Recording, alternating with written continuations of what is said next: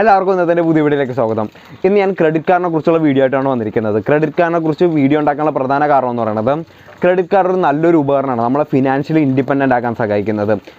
നല്ല രീതിയിൽ അത് ഉപയോഗിച്ചില്ലേ നമ്മളെ പെട്ടെന്ന് തന്നെ അത് ഫിനാൻഷ്യൽ ട്രാപ്പിൽ പെടുത്തുകയും ചെയ്യും. അതുകൊണ്ട് തന്നെ ക്രെഡിറ്റ് കാർഡിനെ കുറിച്ച് പഠിച്ചിരിക്കുന്നത് ഇപ്പം മസ്റ്റാണ്.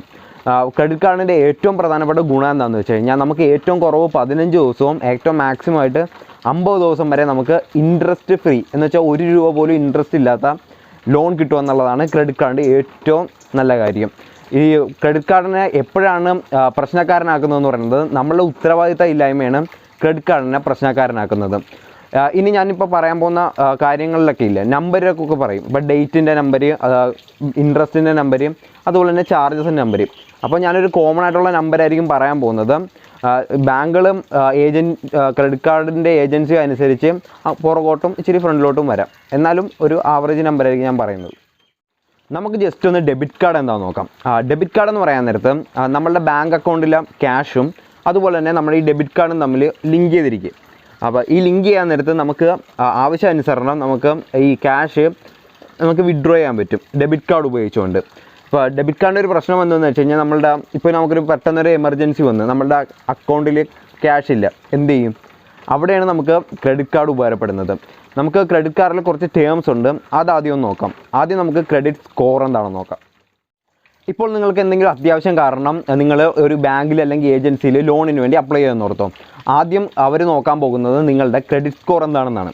ക്രെഡിറ്റ് സ്കോർ എന്ന് പറയുന്ന ഒരു ഗ്രേഡിംഗ് സിസ്റ്റമാണ്. എന്ന് വെച്ച് കഴിഞ്ഞാൽ നിങ്ങളുടെ എങ്ങനെയാണ് ഇതിനു മുമ്പത്തെ പെർഫോമൻസ്, നിങ്ങൾ ലോണൊക്കെ കറക്റ്റായിട്ട് അടക്കുന്നുണ്ടോ ഇല്ലെന്ന് അറിയാനായിട്ടുള്ള ഒരു ഗ്രേഡിംഗ് സിസ്റ്റമാണ്. ഞാനിവിടെ സൈഡിൽ ഗ്രാഫ് കൊടുക്കാം. അപ്പോൾ ഈ ഗ്രേഡ് എന്ന് പറയുന്നത് നിങ്ങൾ കറക്റ്റായിട്ടാണ് പേയ്മെൻറ്റ് ചെയ്യുന്നതെങ്കിൽ നിങ്ങളുടെ ക്രെഡിറ്റ് സ്കോർ കൂടും അല്ലെങ്കിൽ കുറയും. മനസ്സിലായല്ലോ? അപ്പോൾ ഇനിയിപ്പോൾ 720-നും 880-നുമാണ് നിങ്ങളുടെ ക്രെഡിറ്റ് സ്കോർ എങ്കിൽ അതിൻ്റെ അർത്ഥം ബാങ്ക് നിങ്ങൾ വിശ്വസിക്കും, അത് കാരണം നിങ്ങൾക്ക് ലോൺ കിട്ടാൻ സിമ്പിളായിരിക്കും. അല്ല അതിന് താഴെയാണെങ്കിൽ ബാങ്ക് അധികം വിശ്വസിക്കത്തില്ല നിങ്ങൾ, അത് കാരണം തന്നെ അവർക്ക് റിസ്ക്കാണ്. അപ്പോൾ നിങ്ങൾ കൂടുതൽ ഇൻട്രസ്റ്റ് അവർ ചാർജ് ചെയ്യും. അപ്പോൾ ക്രെഡിറ്റ് സ്കോർ എപ്പോഴും കൂട്ടാൻ ശ്രമിക്കുക. ഇന്ത്യയിൽ നിങ്ങളുടെ ക്രെഡിറ്റ് സ്കോർ മെയിൻറ്റെയിൻ ചെയ്യുന്ന 4 ഏജൻസികളാണ് ഉള്ളത്. അതിൻ്റെ പേര് ഞാൻ സൈഡിൽ കൊടുത്തേക്കാം. അതിൽ ഏറ്റവും ഇമ്പോർട്ടൻ്റ് ആയിട്ടുള്ളത് സിബിലാണ്. അപ്പോൾ സിബിൽ സ്കോറാണ് മിക്ക ഏജൻസികളും അതുപോലെ തന്നെ ബാങ്കുകളും നോക്കുന്നത്. നിങ്ങൾ വളരെ സ്ട്രിക്റ്റായിട്ട് അടച്ചാൽ മാത്രമേ നിങ്ങളുടെ സിബിൽ സ്കോർ ഇൻക്രീസ് ചെയ്യത്തുള്ളൂ. കൂടാതെ ഒരു കാര്യം എന്ന് പറയുന്നത് നിങ്ങൾ ക്രെഡിറ്റ് കാർഡ് ഉപയോഗിക്കുകയാണെങ്കിൽ നിങ്ങൾ ക്രെഡിറ്റ് ആപ്പ് ഉപയോഗിക്കുക. കാരണം എന്ന് വെച്ച് കഴിഞ്ഞാൽ നിങ്ങൾക്ക് എന്തെങ്കിലും റിമൈൻഡേഴ്സ് ഉണ്ടെങ്കിൽ അതും അവർ പറഞ്ഞു തരും. ഇപ്പോൾ കറക്റ്റായിട്ടുള്ള അടക്കേണ്ട ദിവസം അത് പറഞ്ഞു തരും. പിന്നെ എന്തെങ്കിലും ഹിഡൻ ചാർജസും അതും അവർ പറഞ്ഞു തരും. കൂടാതെ നിങ്ങൾക്ക് എല്ലാവർക്കും ഒന്നും ക്രെഡിറ്റ് കാർഡ് ഉണ്ടെന്ന് വെച്ചാൽ എല്ലാവർക്കും ഒന്നും ക്രെഡിറ്റ് ആപ്പിൽ മെമ്പറാകാൻ പറ്റത്തില്ല. നിങ്ങൾക്ക് സിബിൽ സ്കോർ 750-ന് മേളിലുണ്ടെങ്കിൽ മാത്രമേ നിങ്ങൾക്ക് ക്രെഡിറ്റ് ആപ്പിൽ മെമ്പറാകാൻ പറ്റത്തുള്ളൂ. അപ്പോൾ ക്രെഡിറ്റ് ആപ്പ് ഉപയോഗിക്കുക. അപ്പോൾ ഞാനിത് പ്രധാനമായിട്ടും പറയാൻ കാര്യമെന്ന് വെച്ച് കഴിഞ്ഞാൽ ഞാൻ യഥാർത്ഥത്തിൽ എൻ്റെ മൈൻഡിൽ ഞാൻ ക്രെഡിറ്റ് ആപ്പിൻ്റെ വീഡിയോ ഉണ്ടാക്കാൻ വേണ്ടിയായിരുന്നു വന്നത്. പിന്നെ നിങ്ങൾക്ക് ക്രെഡിറ്റ് കാർഡിനെ കുറിച്ചൊരു വീഡിയോ ഇതിനു മുമ്പ് ഉണ്ടാക്കിയാൽ വളരെ നല്ലതാകുമെന്ന് തോന്നി, അതാണ് ഞാൻ പിന്നെ ക്രെഡിറ്റ് കാർഡിൻ്റെ വീഡിയോ ആയിട്ട് വന്നത്. ഓക്കെ, ഇനി നമുക്ക് ക്രെഡിറ്റ് ലിമിറ്റ് എന്താണെന്ന് പഠിക്കാം. അപ്പോൾ ക്രെഡിറ്റ് ലിമിറ്റ് എന്ന് പറഞ്ഞാൽ ഞാൻ നേരത്തെ പറഞ്ഞില്ലായിരുന്നു, നിങ്ങൾക്ക് 50 ദിവസം വരെ വേണേൽ നിങ്ങൾക്ക് ഇൻട്രസ്റ്റ് ഇല്ലാത്ത ലോൺ എടുക്കാമെന്ന്. അപ്പോൾ നിങ്ങൾക്ക് ഇഷ്ടമുള്ളത്രയൊന്നും പോയി ലോൺ എടുക്കാൻ പറ്റത്തില്ല, ഒരു ലിമിറ്റുണ്ട്. അതിനാണ് ക്രെഡിറ്റ് ലിമിറ്റ് എന്ന് പറയുന്നത്. ഇത് ഡിസൈഡ് ചെയ്യുന്നതെന്ന് പറയുന്നത് നിങ്ങൾ ഏത് കാർഡാണോ ആ ഏജൻസിയാണ് ഡിസൈഡ് ചെയ്യുന്നത്, അല്ലെങ്കിൽ ഏത് ബാങ്കാണോ ആ ബാങ്കാണ് ഡിസൈഡ് ചെയ്യുന്നത് നിങ്ങളുടെ ലിമിറ്റ് എന്താണെന്ന്, ക്രെഡിറ്റ് ലിമിറ്റ്. അപ്പോൾ ഇത് നോക്കുന്നതെന്ന് പറയുന്നത് നിങ്ങളുടെ വരുമാനം എന്താണ്, അതുപോലെ തന്നെ നിങ്ങളുടെ ക്രെഡിറ്റ് സ്കോർ എന്താണ്, അതൊക്കെ നോക്കിയിട്ടാണ് നിങ്ങൾക്കൊരു ലിമിറ്റ് സെറ്റ് ചെയ്യുന്നത്. പിന്നെ ഒരു കാര്യം ശ്രദ്ധിക്കുക, നിങ്ങൾ ക്രെഡിറ്റ് ലിമിറ്റിനേക്കാൾ കൂടുതൽ വേണേൽ പൈസ എടുക്കാം, പക്ഷേ എടുക്കുന്നതിൻ്റെ 2-4% വരെ അവർ ചാർജസ് ഈടാക്കും. അപ്പോൾ അതിൽ കൂടുതൽ എടുക്കാതിരിക്കാൻ ശ്രമിക്കുക. ഇനിയിപ്പോൾ നിങ്ങൾ ഡെബിറ്റ് കാർഡിന് പകരം ക്രെഡിറ്റ് കാർഡ് ഉപയോഗിച്ചിട്ടാണ് നിങ്ങൾ ATMയിൽ പോയി പൈസ എടുക്കുന്നതെങ്കിൽ അതിനും 2.5% തൊട്ട് 3% വരെ ചാർജസ് ഉണ്ട്, എക്സ്ട്രാ ചാർജസ്. അപ്പോൾ നിങ്ങൾ അതൊന്നും ചെയ്യാതിരിക്കുക. ഇനി നമ്മൾ പഠിക്കാൻ പോകുന്നത് ക്രെഡിറ്റ് സൈക്കിൾ എന്താണെന്നാണ്. എല്ലാ മാസവും നിങ്ങൾക്ക് ഒരു ബില്ലിംഗ് ഡേറ്റ് ഉണ്ടാകും. ഇപ്പോൾ എൻ്റെ ബില്ലിംഗ് ഡേറ്റ് നവംബർ 8 വിചാരിക്കുക. നവംബർ 8 എൻ്റെ ബില്ലിംഗ് ഡേറ്റ്. ഇതിനു മുമ്പത്തെ എൻ്റെ ബില്ലിംഗ് ഡേറ്റ് ഒക്ടോബർ 8 നമ്മൾ ഈ 2 പീരീഡ് ഇല്ലേ, ഈ 30 ദിവസത്തെ ഗ്യാപ്പിനെ വിളിക്കുന്നതാണ് ബില്ലിംഗ് സൈക്കിൾ. നമ്മൾ പഠിച്ചുകൊണ്ടിരിക്കുന്നത് ക്രെഡിറ്റ് സൈക്കിളാണ്, ഇതിനെ വിളിക്കുന്നത് ബില്ലിംഗ് സൈക്കിൾ. 30 ദിവസത്തെ ഗ്യാപ്പ്, മനസ്സിലായല്ലോ? അത് കഴിഞ്ഞിട്ട് നമ്മൾ ഒക്ടോബർ 8 കഴിഞ്ഞ് എന്തൊക്കെ സാധനം നമ്മൾ ക്രെഡിറ്റ് കാർഡ് വെച്ചു പർച്ചേസ് ചെയ്തോ അതിൻ്റെ എല്ലാത്തിൻ്റെയും ബില്ല് വരുന്നത് നവംബർ 8 ആയിരിക്കും. നവംബർ 8 ബില്ല് വന്നു കഴിഞ്ഞാൽ പിന്നെ നമുക്കൊരു 15 തൊട്ട് 20 ദിവസം വരെ നിങ്ങൾക്ക് സമയമുണ്ട് ഈ ബില്ല് മൊത്തം അടച്ചു തീർക്കാനായിട്ട്. മനസ്സിലായല്ലോ? അപ്പോൾ അവസാനത്തെ ആ അടക്കേണ്ട തീയതിനെ വിളിക്കുന്നതാണ് ഡ്യൂ ഡേറ്റ്. ഇപ്പോൾ നമുക്ക് ലോജിക്ക് മനസ്സിലായ 50 ദിവസത്തെ ഇൻട്രസ്റ്റ് ഫ്രീ. നിങ്ങൾ ബില്ലിംഗ് ഡേറ്റ് കഴിഞ്ഞ് തൊട്ടടുത്ത ദിവസം ഒരു 20,000 രൂപയുടെ സ്മാർട്ട് ഫോൺ വാങ്ങിച്ചിട്ടുണ്ടെങ്കിൽ നിങ്ങൾക്ക് ഇപ്പോൾ 30 ദിവസം കഴിഞ്ഞ് ബില്ലിംഗ് ഡേറ്റ് വരും. ബില്ലിംഗ് ഡേറ്റ് കഴിഞ്ഞിട്ട് പിന്നെ ഒരു 20 ദിവസം കഴിഞ്ഞിട്ട് അടച്ചാൽ മതി. അപ്പോൾ എല്ലാം കൂടെ എനിക്ക് 50 ദിവസത്തെ ഇൻട്രസ്റ്റ് ഫ്രീ ആയിട്ടുള്ള ലോൺ കിട്ടും. എനിക്ക് നവംബർ 28-ാം തീയതി ആകുമ്പോൾ മാത്രം പൈസ അടച്ചാൽ മതി. അതേ പൈസ അടച്ചാൽ മതി, 1 രൂപ പോലും ഇൻട്രസ്റ്റ് കൊടുക്കണ്ട, ക്രെഡിറ്റ് കാർഡ് ഉപയോഗിച്ച് വാങ്ങിക്കുകയാണ്. ഇനിയിപ്പോൾ നിങ്ങൾക്കൊരു ചെറിയ സംശയം വരും, എന്തിനാണ് ഈ ക്രെഡിറ്റ് കാർഡ് കമ്പനി ഇത്രയും നമ്മളെ ക്രെഡിറ്റ് കാർഡ് ഇങ്ങനെ പുഷ് ചെയ്യുന്നത്? പ്രത്യേകിച്ച് ഇവർക്ക് ലാഭമൊന്നുമില്ലല്ലേ, 50 ദിവസത്തൊക്കെ ഇൻട്രസ്റ്റ് ഇല്ലാതെയൊക്കെ അങ്ങനെ പൈസ തരാൻ പറ്റുമെന്ന്. സത്യം പറയട്ടെ, ക്രെഡിറ്റ് കാർഡ് കമ്പനി നല്ല പൈസ ഉണ്ടാക്കുന്നുണ്ട്. അതിൽ ഭൂരിഭാഗം പൈസ ഉണ്ടാക്കുന്നത് എങ്ങനെയാണെന്ന് അറിയാമോ? നമ്മളൊരു ചെറിയൊരു മിസ്റ്റേക്ക് കൊണ്ട് മാത്രമാണ്. നമ്മൾ കറക്റ്റ് ഡ്യൂ ഡേറ്റ് ഇല്ലേ, ഡ്യൂ ഡേറ്റിന് നമ്മൾ ഫുൾ പേയ്മെൻറ്റ് ചെയ്യാത്തത് കൊണ്ട് മാത്രമാണ് അവർ അത്രയും നല്ലൊരു എമൗണ്ട് അവർക്ക് ലാഭം കിട്ടുന്നത്. അവർക്കറിയാം എപ്പോഴെങ്കിലും നമ്മൾ ചിലപ്പോൾ മിസ് ചെയ്യാൻ ചാൻസ് ഉണ്ടെന്ന്. അപ്പോൾ നിങ്ങൾ പരമാവധി കറക്റ്റ് ഡേറ്റിന് അടക്കാൻ ശ്രമിക്കുക. ഇനിയിപ്പോൾ നിങ്ങൾ ഒരു ദിവസം മിസ് ചെയ്താൽ നിങ്ങൾക്ക് കിട്ടാൻ പോണത് ഒരു ദിവസത്തെ പലിശ അല്ല. പറഞ്ഞുതരാം, നിങ്ങൾക്കൊരു ബില്ലിംഗ് സൈക്കിൾ ഇല്ലായിരുന്നോ? ബില്ലിംഗ് സൈക്കിൾ 30 ദിവസം, പിന്നെ നിങ്ങൾക്കൊരു 20 ദിവസം അടക്കാനില്ലായിരുന്നോ? 20 ദിവസം, പിന്നെ നിങ്ങൾ ഒരു ദിവസം മിസ് ചെയ്തു. അപ്പോൾ എല്ലാം കൂടെ 51 ദിവസത്തെ പലിശയാണ് കിട്ടണത്. അതും പോട്ടെ, ഇത് നമുക്ക് ഇതിൻ്റെ പലിശ എത്രയാണെന്ന് അറിയാമോ?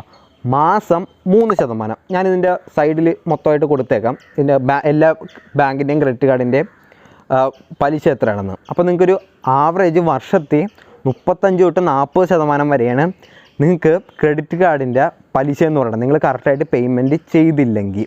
കൂടാതെ ആദ്യമൊക്കെ ചെയ്ത് കഴിഞ്ഞാൽ നിങ്ങൾക്ക് പെനാൽറ്റിയും കൂടെ കിട്ടും, നല്ലൊരു എമൗണ്ട് പെനാൽറ്റിയും കൂടെ കിട്ടും. അപ്പോൾ നിങ്ങൾ എന്തായാലും അതിൻ്റെ കൂടെ ഈ സിബിൽ സ്കോർ കുറയുകയും ചെയ്യും. അപ്പോൾ എന്തായാലും നിങ്ങൾ കറക്റ്റായിട്ട് പേയ്മെൻറ്റ് ചെയ്യുക. പിന്നെ നിങ്ങൾക്കൊരു ചെറിയൊരു ഓപ്ഷൻ വരും, ഈ മിനിമം പേയ്മെൻ്റ് എന്ന്. അത് പരമാവധി ഒഴിവാക്കുക. കാരണം എന്ന് വെച്ച് കഴിഞ്ഞാൽ നിങ്ങൾക്ക് ആദ്യം ഒരു ചിലപ്പോൾ ഇച്ചിരി രൂപ കൊടുത്താൽ മതിയായിരിക്കും മിനിമം പേയ്മെൻറ്റ്. പക്ഷേ ബാക്കിയുള്ള എമൗണ്ടിന് കിട്ടാൻ പോണ പലിശ എന്ന് പറയണതില്ലേ, ഈ 35-40% രൂപയുടെ പലിശയായിരിക്കും നിങ്ങൾക്ക് ബാക്കിയുള്ള എമൗണ്ടിന് പലിശയായിട്ട് കിട്ടാൻ പോണത്. പിന്നെ ഇനിയിപ്പോൾ നിങ്ങൾ ഇതിൽ പെട്ടുപോയെന്ന് വിചാരിക്കുക, ആരെങ്കിലും കാണുമല്ലോ, അവരെന്താ ചെയ്യേണ്ടതെന്ന് വെച്ച് കഴിഞ്ഞാൽ എങ്ങനെയെങ്കിലും ഈ ക്രെഡിറ്റ് കാർഡ് ബില്ലിൻ്റെ ഫുൾ പേയ്മെൻറ്റ് അടച്ചു തീർക്കുക. കാരണം പേഴ്സണൽ ലോണായിട്ട് എടുത്തായാലും നിങ്ങൾ അടച്ചു തീർക്കണം. കാരണം എന്ന് വെച്ച് കഴിഞ്ഞാൽ പേഴ്സണൽ ലോൺ ചിലപ്പോൾ 14% കിട്ടും, പക്ഷേ ഇത് 35-40% താങ്ങാൻ പറ്റത്തില്ല. അപ്പോൾ എല്ലാവരും നല്ല രീതിയിൽ പേയ്മെൻറ്റ് ചെയ്യുക ഉപയോഗിക്കുകയാണെങ്കിൽ. ഇനി നമുക്ക് എങ്ങനെ ക്രെഡിറ്റ് കാർഡ് ഉത്തരവാദിത്വത്തോടെ ഉപയോഗിക്കാമെന്നാണ് പറയാൻ പോകുന്നത്.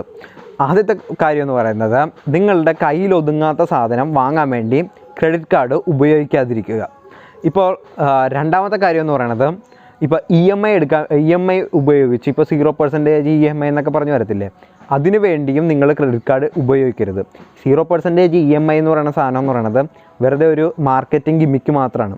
നിങ്ങൾക്ക് 16% പലിശയോ അതിൻ്റെ അകത്ത് ഉണ്ടാകും, കൂടാതെ അതിൻ്റെ അകത്ത് പ്രോസസ്സിങ് ഫീസ് ഉണ്ടാകും. അങ്ങനെ അത്യാവശ്യം നല്ല എമൗണ്ട് അങ്ങനെ വരും 0% EMI എന്ന് പറഞ്ഞാലും. ഇനിയിപ്പോൾ നിങ്ങൾക്ക് എന്തെങ്കിലും ഇച്ചിരി വലിയൊരു സാധനം നിങ്ങൾ വാങ്ങണമെന്ന് തന്നെ വിചാരിക്കുക. ഇപ്പോൾ നിങ്ങൾ എവിടെയെങ്കിലും മ്യൂച്വൽ ഫണ്ട്സിലെ പോലത്തെ സ്ഥലങ്ങളിലൊക്കെ മാസം ഈ EMI അടക്കണ പൈസ തന്നെ ഇട്ടിട്ട് പോവുകയാണെങ്കിൽ നിങ്ങൾക്ക് EMI പീരീഡിന് മുമ്പേ തന്നെ നിങ്ങൾക്ക് ഈ പ്രോഡക്റ്റ് വാങ്ങാനുള്ള പൈസ നിങ്ങളുടെ കയ്യിലുണ്ടാകും. മനസ്സിലായോ? അപ്പോൾ നിങ്ങൾ EMIക്ക് വേണ്ടി ഈ സാധനം വാങ്ങാതിരിക്കുക, ക്രെഡിറ്റ് കാർഡ് ഉപയോഗിക്കാതിരിക്കുക. മൂന്നാമത്തെ കാര്യം, നിങ്ങൾ നേരത്തെ പറഞ്ഞ തന്നെ കറക്റ്റായിട്ട് ഫുൾ പേയ്മെൻറ്റ് കറക്റ്റ് ഡ്യൂ ഡേറ്റിൽ അടച്ചു തീർക്കുക. ഇനി നമുക്ക് മൊത്തത്തിൽ ക്രെഡിറ്റ് കാർഡ് കൊണ്ടുള്ള ഉപയോഗങ്ങൾ എന്തൊക്കെയാണെന്ന് നോക്കാം. ആദ്യത്തെ കാര്യം എന്ന് പറയുന്നത്, ക്രെഡിറ്റ് കാർഡ് ഉപയോഗിക്കാൻ വളരെ ഈസിയാണ്, ഒന്നാമത്തെ കാര്യം.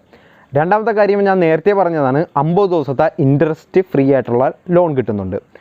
മൂന്നാമത്തെ കാര്യം എന്ന് പറയുന്നത്, നിങ്ങൾക്ക് ഇപ്പോൾ നിങ്ങളുടെ ക്രെഡിറ്റ് കാർഡിൽ എന്തെങ്കിലും ഫ്രോഡായിട്ട് എന്തെങ്കിലും പൈസ പോയെന്ന് വിചാരിക്കുക, നിങ്ങൾക്കൊരു ക്രെഡിറ്റ് ലിമിറ്റ് ഉണ്ട്, അതിൽ കൂടുതൽ എന്തായാലും പൈസ പോകത്തില്ല. ഇപ്പോൾ ഡെബിറ്റ് കാർഡാണെങ്കിൽ നിങ്ങളുടെ അക്കൗണ്ടിലുള്ള മൊത്തം പൈസ ചിലപ്പോൾ പോകാൻ ചാൻസ് ഉണ്ട്, പക്ഷേ ക്രെഡിറ്റ് കാർഡിലാണെങ്കിൽ അത്രയും പൈസ പോകത്തില്ല നിങ്ങൾ ക്രെഡിറ്റ് കാർഡാണ് ഉപയോഗിക്കുന്നതെങ്കിൽ. പിന്നെ ഇന്ത്യയിലൊരു ലോ ഉണ്ട്, നിങ്ങളിപ്പോൾ എന്തെങ്കിലും പൈസ പോയിട്ടുണ്ടെങ്കിൽ 3 ദിവസത്തിനുള്ളിൽ റിപ്പോർട്ട് ചെയ്യുകയാണെങ്കിൽ നിങ്ങൾക്ക് ഒരു പ്രശ്നമില്ല, നിങ്ങളുടെ ഉത്തരവാദിത്തം അവിടെ കൊണ്ട് തീർന്നു. പിന്നെ ആ പൈസ റിക്കവർ ചെയ്യുക എന്നുള്ളത് ബാങ്കിൻ്റെ ഉത്തരവാദിത്തം, കാരണം ബാങ്കിൻ്റെ പൈസയാണ് പോയിരിക്കുന്നത്. അപ്പോൾ നിങ്ങൾക്ക് അവിടെ ഒരു സേഫാണ് ക്രെഡിറ്റ് കാർഡ് ഉപയോഗിക്കാൻ. നാലാമത്തെ കാര്യം എന്ന് പറഞ്ഞാൽ, നിങ്ങൾ ഉപയോഗിക്കുന്ന ക്രെഡിറ്റ് കാർഡ് എവിടെയൊക്കെ സ്വൈപ്പ് ചെയ്യുന്നോ മിക്ക സ്ഥലങ്ങളിലും നിങ്ങൾക്ക് ക്യാഷ് ബാക്കും റിവാർഡ്സും എല്ലാം കിട്ടുന്നതാണ്. മിനിമം ഒരു 1% ഒക്കെ നിങ്ങൾക്ക് ക്യാഷ് ബാക്കും ഓഫൊക്കെ കിട്ടുന്നതാണ്. പിന്നെ അവസാനത്തെ കാര്യം എന്ന് പറയുന്നതും നേരത്തെ ഞാൻ പറഞ്ഞൊരു കാര്യമാണ്, നിങ്ങളുടെ സിബിൽ സ്കോർ ഇൻക്രീസ് ചെയ്യും അല്ലെങ്കിൽ നിങ്ങൾ കറക്റ്റായിട്ട് അടച്ചില്ലെങ്കിൽ സിബിൽ സ്കോർ ഡിക്രീസ് ചെയ്യും. ഇനി ഒരാൾക്ക് ക്രെഡിറ്റ് കാർഡ് വേണമെന്നുണ്ടെങ്കിൽ എന്തൊക്കെ കാര്യങ്ങളാണ് വേണ്ടത്? ഒന്ന് ഏജാണ്, എത്ര വയസ്സുണ്ടെന്ന്. 21 വയസ്സാണ് സാധാരണ, വേണേൽ അങ്ങോട്ടും ഇങ്ങോട്ടും ആകാം ബാങ്കുകളും ഏജൻസിയും അനുസരിച്ച്, എന്നാലും ഒരു 21 വയസ്സ്. രണ്ടാമത്തെന്ന് പറയുന്നത് നിങ്ങളുടെ ഇൻകം എത്രയാണെന്ന്. ഒരു 20,000 മന്ത്ലി സാലറി ഉണ്ടെങ്കിൽ അവർ നല്ല താല്പര്യം കാണിക്കും നിങ്ങൾക്ക് ക്രെഡിറ്റ് കാർഡ് തരാനായിട്ട്. മൂന്നാമത്തത് നിങ്ങളുടെ അത്യാവശ്യം നല്ലൊരു സിബിൽ സ്കോർ ഉണ്ടെങ്കിലും അവർ നല്ലൊരു താല്പര്യം കാണിക്കും നിങ്ങൾക്ക് ക്രെഡിറ്റ് കാർഡ് തരാനായിട്ട്. അങ്ങനെ 3 കാര്യങ്ങളാണ് ഉള്ളത്. നിങ്ങൾക്ക് അവസാനമായിട്ട് ചെറിയൊരു സംശയം വരും, ഏത് ക്രെഡിറ്റ് കാർഡ് ഞാൻ സെലക്ട് ചെയ്യണമെന്ന് അല്ലേ. ഞാൻ കുറച്ച് ക്രൈറ്റീരിയ പറയും, അതനുസരിച്ച് നിങ്ങളുടെ ക്രെഡിറ്റ് കാർഡ് സെലക്ട് ചെയ്യുക. ആദ്യം നിങ്ങൾ നോക്കേണ്ടത് ഏറ്റവും കുറവ് ഇൻട്രസ്റ്റ് ചാർജ് ചെയ്യണം ക്രെഡിറ്റ് കാർഡ് ഏതാണോ അത് സെലക്ട് ചെയ്യുക. രണ്ടാമത് നോക്കേണ്ടത് ആനുവൽ ഫീസാണ്. ഇപ്പോൾ സ്റ്റുഡൻസ് ആണെങ്കിൽ സീറോ ആനുവൽ ഫീസ് ഉള്ളത് സെലക്ട് ചെയ്യുക. അല്ലെങ്കിൽ ഇപ്പോൾ നിങ്ങൾ നല്ലോണം ക്രെഡിറ്റ് കാർഡ് ഉപയോഗിക്കുന്ന ആളാണെങ്കിൽ ചെറിയൊരു ആനുവൽ ഫീസ് ഉണ്ടെങ്കിലും വലിയ കുഴപ്പമില്ല. പിന്നെ നിങ്ങൾ ഒരു കാര്യം കൂടെ നോക്കുക, 1 വർഷത്തേക്ക് മാത്രമാണ് സീറോ ആനുവൽ ഫീസ്, അത് കഴിഞ്ഞിട്ട് പിന്നെ കൊടുക്കേണ്ടി വരുമോ ഇല്ലെന്നും കൂടെ നോക്കുക. പിന്നെ മൂന്നാമത്തെ കാര്യം എന്ന് പറയുന്നത് നിങ്ങളുടെ ബൈയിങ് പാറ്റേൺ നോക്കുക. ഇപ്പം നിങ്ങൾ കൂടുതൽ ഓൺലൈനിൽ നിന്നാണ് ആ സാധനം വാങ്ങുന്നത്, അപ്പോൾ നിങ്ങൾ ഓൺലൈനിന് പറ്റിയൊരു ക്രെഡിറ്റ് കാർഡ് വാങ്ങുക. ഇപ്പോൾ നിങ്ങൾ ഓഫ്ലൈനിലാണ് കൂടുതൽ സാധനങ്ങൾ വാങ്ങുന്നതെങ്കിൽ ഓഫ്ലൈനിന് പറ്റിയൊരു ക്രെഡിറ്റ് കാർഡ് വാങ്ങുക. ഇപ്പോൾ നിങ്ങൾ കൂടുതൽ ട്രാവൽ ചെയ്യുന്ന ഒരാളാണെങ്കിൽ ട്രാവൽ ചെയ്യുന്ന ടൈപ്പുള്ള ക്രെഡിറ്റ് കാർഡ് വാങ്ങുക. ഇനിയിപ്പോൾ നിങ്ങൾ സിനിമ കാണുന്ന ആളാണെങ്കിൽ സിനിമയ്ക്ക് വേണ്ടിയും ക്രെഡിറ്റ് കാർഡുണ്ട്, അപ്പോൾ ആ സിനിമയുടെ ക്രെഡിറ്റ് കാർഡ് വാങ്ങുക. പിന്നെ അവസാനമായിട്ട് ഈ റിവാർഡ്സും ഓഫർ, ഈ എത്ര പെർസെൻറ്റേജ് ഓഫറുള്ളത് അതൊക്കെ കൂടെ ഒന്ന് നോക്കുക. ഓക്കെ, അപ്പോൾ ഇന്നത്തെ എൻ്റെ വീഡിയോ ഇത്രയേ ഉള്ളൂ. അപ്പോൾ നിങ്ങൾക്ക് ഇഷ്ടപ്പെട്ടെങ്കിൽ സബ്സ്ക്രൈബ് ചെയ്യുക. അപ്പോൾ ഇനിയിപ്പോൾ നിങ്ങൾക്ക് സബ്സ്ക്രൈബ് ചെയ്യണമെങ്കിൽ സബ്സ്ക്രൈബ് ചെയ്തില്ലെങ്കിലും കുഴപ്പമില്ല. അപ്പോൾ നമുക്കിനി അടുത്ത വീഡിയോ കാണാം. ഓക്കെ.